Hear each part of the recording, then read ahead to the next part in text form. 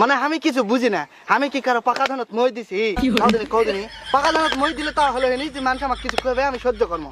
পাকা ধানত মই দেয়নি, কিচ্ছু দেয়নি, মানুষ খালি সবসময় আমার সাথেই লাগবে, আমার সাথেই লাগবে। আমি কি করবো কও? আমি শখ করে কালকে কলেজে গেছি, কলেজে যায় সে প্রিন্সিপাল আমার দিকে তাকে আছে, কলেজের গিয়ে ঢুকতে কি না ঢুকতেই তাকে আছে। আমার স্ত্রী আমার দিকে তাকে আছে, কি শোক তাকে থাকবে লেখো? আমি ওই প্রিন্সিপালের পাকা ধানত মই দিছি লেখো, মই দিলে তো টাকা থাকবে নাকি?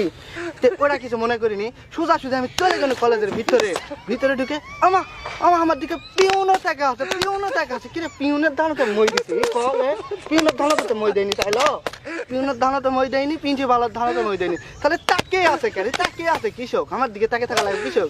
যাই হোক ভিতরে গেছি কলেজের ভিতরে যায় তিনটা ছুরি, আমার দিকে হা করে টাকা আছে, হা করে টাকা আছে। আমিও কি পাকা ধান মই দিছি?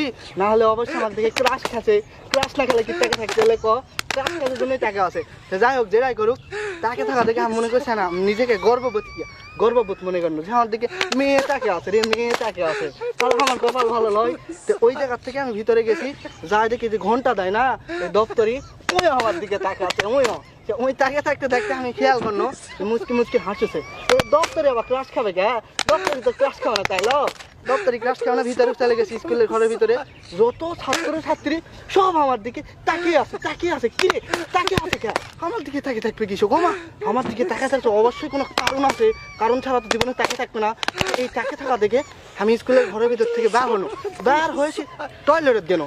টয়লেটের যায় আমি বসবা লাগবো, এই সময় তাকে দেখি কেউ আমার দিকে তার ক্রাশ খায়নি, আমার ছেলে প্যান্টের চেন খোলা আসলো, আমি বুঝিনি কেউ, আমার মান সম্মান সব শেষ। আমি মনে করছি সবাই আমার দিকে ক্রাশ খাচ্ছে, ক্রাশ খায়নি কেউ, সবাই তার চেন খোলা দেখে